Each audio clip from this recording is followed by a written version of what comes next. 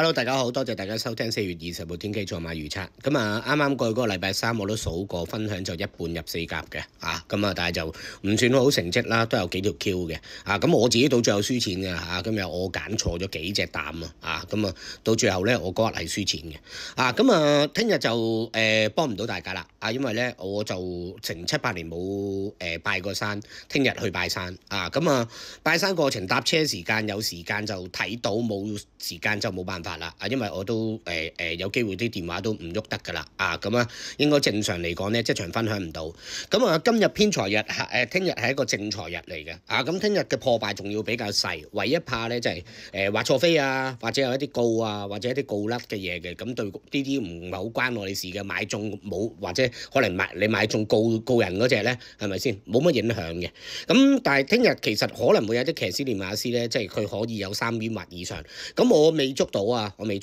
咁啊見到今日轉天氣就話有機會落雨，我睇過聽日沙田跑嗰陣時就冇落雨嘅，咁我冇特別揀一啲落雨馬㗎啦，咁啊睇嗰啲馬靚嘅我就分享啦。咁啊，都見到幾多咧，就側身馬出咁啊！大家都知我成日都經常性捉啲側身馬，或者係幾隻膽就拖啊搏冷門啊咁樣咁聽日都幾多側身馬出嘅咁啊主要心水就3、5、8、10場咁啊，但係就即係有一啲佢叫有側身馬好啲，我講下啦。其中咧有一隻咧，我見到隻馬咧突然之間落料咧靚咗，就係容天鵬巴道嘅肥仔精神，咁就2場嘅13號咁呢隻咧係真係靚咗嘅。咁我相信起尊龍咧，其實咧我覺得隻馬咧潘頓雖然咧冇乜操過，咁但係騎上去隻馬嘅質素都高嘅。咁如果呢場我自己過關，我都會過3號、13號即係我自己中意啦咁啊第3場啦第3場打星，上次我已經買咗實力哥噶啦，亦都有買呢個周星馳嘅加。跟住周星馳加埋周星馳，咁我其實有中嘅但係就唔算食得好型，但係起碼叫中。咁我相信呢一場會唔會翻版 Q 唔知佢有步速捉個晚餐超級快噶嘛。梁家豪有要放嘅，贏得自然正常都會放。咁變咗呢場有步速嘅話，我就揀翻呢一啲追嘅馬啦。3隻喺前面燒死，咁咪我覺得咪就係加周星馳同埋實力哥都係追嘅馬咯。睇下會唔會失嘅啫。咁所以我呢場我咁樣擺嘅。咁另外機械騎士咧就跟嗰3隻馬嘅喎，佢唔會放嘅喎。如果跟嗰3隻馬燒斷咗，佢喺嗰度咧坐住個波 sit 而去挨住埋嚟咧，唔奇嘅喎。咁可能有機會咧，因為佢跟住隻贏得自然埋嚟噶嘛。咁所以咧，我覺得咧呢一隻咧亦都可以即係可以睺下半眼啦咁就係機械騎士。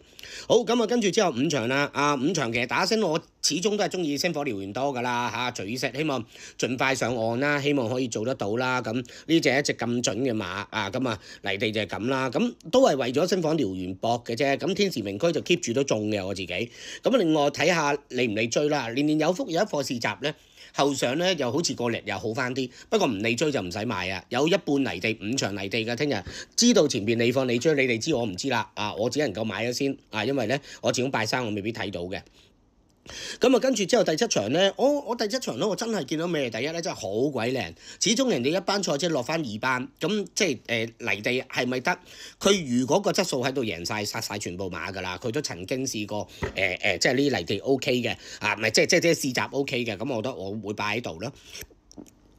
第8場我希望精就上唔好咁熱。有一件事你試下翻查下，潘頓騎咗4次兩邊一第2一第3。未得個屁嘅，精係上好人唔騎上呢隻馬。咁之前布文騎過都近過啦，呢隻馬泥地3班2班都得啦，係咪先？我覺得係咁，135磅唔驚潘頓雖然有少死磅，我覺得呢隻會進搏嘅。咁黃龍飛將俾人罰完咪繼續去咯，罰完就要唔去㗎啦。咁所以咧呢場咧我又可以過關過16嘅。咁假面騎士咧佢會擺前㗎啦，放唔到就冇。而家退出咗一隻，跟住咧年年有人走埋上嚟。咁但係問題個步速唔夠，我覺得假面騎士，我覺得年年有人2隻放嘅啫。咁睇下有冇機會2隻拍住啦。而假面騎士如果係單頭放咧，佢直情係有機會贏添嘅。咁所以咧，我覺得咧呢場1、2、6搏嘅我自己所以我打星嘅原因就係咁。咁第9場我都想打星嘅，但係始終巴基之城係咪咁穩陣？我擺咗喺銀行馬到而家都未真正贏甩嘅。何好運嘅我自己銀行馬嚟，我自己中意嘅。營造組裝就我上季到而家其實咁講呢隻馬嘅我中超過10萬蚊嘅馬嚟嘅。